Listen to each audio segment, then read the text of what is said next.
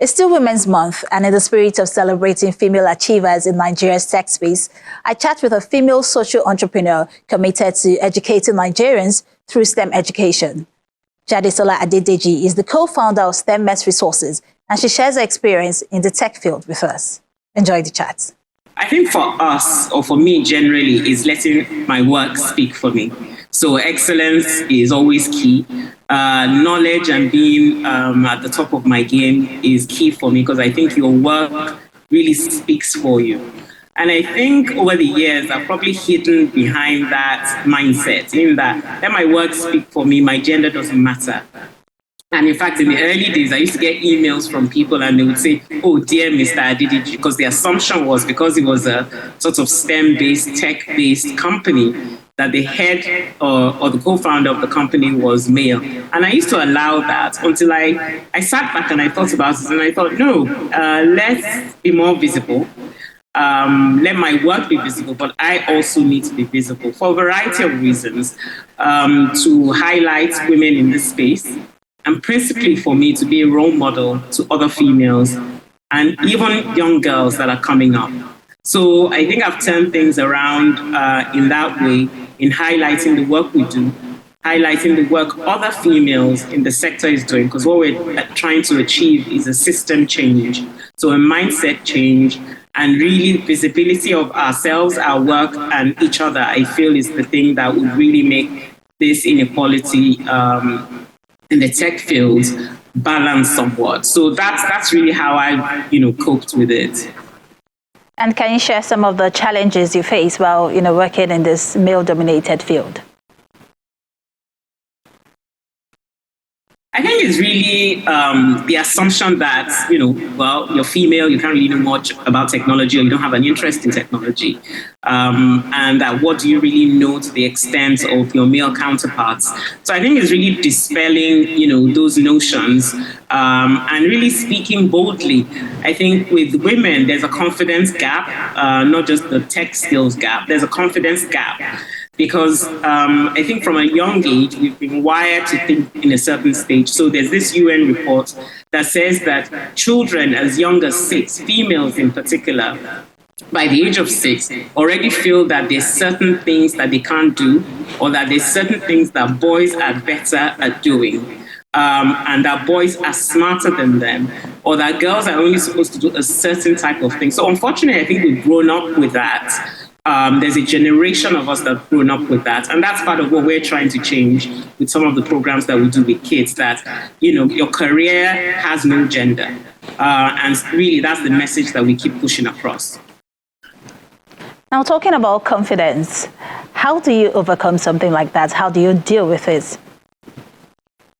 I think it's really pushing myself out of my comfort zone. I'm not naturally a shy person, but I find over the years, I've found that, sometimes speaking in public spaces, the preparation beforehand just completely wreaks havoc to my confidence and my nerves. But I think it's really, pushing myself more and more with the mindset that I'm a STEM advocate, I'm a technology advocate for women, and that I have this platform and I have this voice, and really just pushing myself out, not for my sake, but really for the sake of others that are coming along. So that's the way I've kind of changed my mindset in thinking about it. Let's talk about biases now, because despite the awareness and recognition of women and girls in science and tech, gender stereotypes, gender roles are still a big issue. How can we go about changing this narrative? Like I said again, I think visibility, I think also being really intentional and deliberate in the types of things that we're doing, showcasing. So this week, as part of IWD, my team and I were actually working in a company that sponsored females, young girls, 11 to 13, to participate in a digital workshop. So I think really more sort of collaborative partnerships to raise awareness is key. And talking of collaboration, one of the things that we did last year was to partner with some other STEM educators, and we organized a STEM festival. I'm glad to say that 3 out of 4 of us came together and we were female. And we just had one agenda: exposure, Experience is key. And that interaction, the more you introduce the concepts of technology to children at a young age, the more you're able to change their mindset. So we are quite singular in that aspect in promoting science education and technology education on scale. So I think it's important to put that out. We had phone calls from people in Kwara, from Katsina, who had seen it on TV or on the live stream or had seen the publication. So we were really ninja about getting the word out there. And I think that's what we are committed to continuing to do. Talking about addressing some of these challenges, you mentioned, more awareness, but could policies also have an impact? I think so, because from what we did, we actually had government reach out to us also. So when I say the visibility and awareness, obviously it has to come from top downwards, and that has to come from policy. So curriculum is obviously the obvious one, and really having a federal mindset of commitment to really overhaul our curriculum and make it more 21st century ready, because it isn't. I think I can confidently say the things that I was learning many decades ago when I was a young child here is still partly what we're learning, and it hasn't really moved with the times or the requirements of the 21st century workforce. So for sure, I think policy, and part of what we're doing in awareness is advocacy. So that's part and parcel of it in terms of, making sure it's in there. And I would say Lagos State actually has been quite good with that in promoting innovation technology and realizing that really we need to empower our youth. We need to really look at our education again and the way education is taught and learned.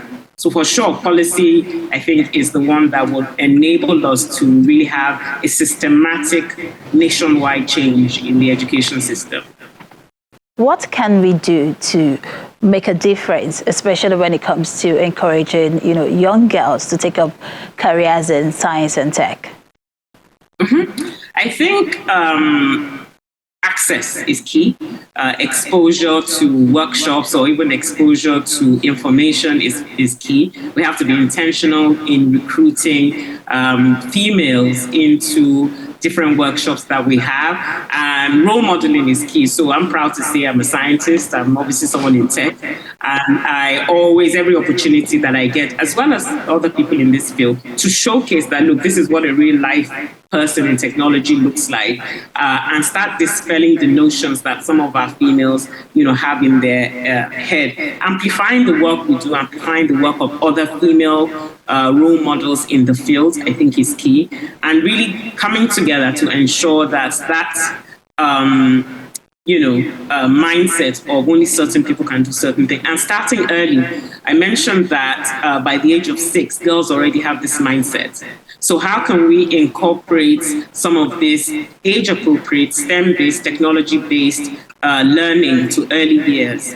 So as you're learning your ABC, a lot of our kids are familiar with technology anyway. So instead of them being consumers of technology, let them start participating in interacting with technology, computational thinking, and creativity. Critical thinking, I think, is the key in that. And the earlier the exposure is, the better. And I contend that we'll see, education is a long game. I contend that we'll see the benefits of that in years to come. Well, what advice would you give to women entering the tech field? Maybe something you wish you had known when you just started. I think, I wish I had shown up more. I wish I had been more visible earlier. I wish I had participated in the table. Yes, let your work speak for you, but also speak for yourself. There has to be self-advocacy that I'm here, I don't know everything, but this is what I do know, and this is what I'm bringing to the table in terms of diversity of thoughts and diversity of experience. Well, thank you so much for sharing your thoughts with us on Tech Trends. Thank you for having me.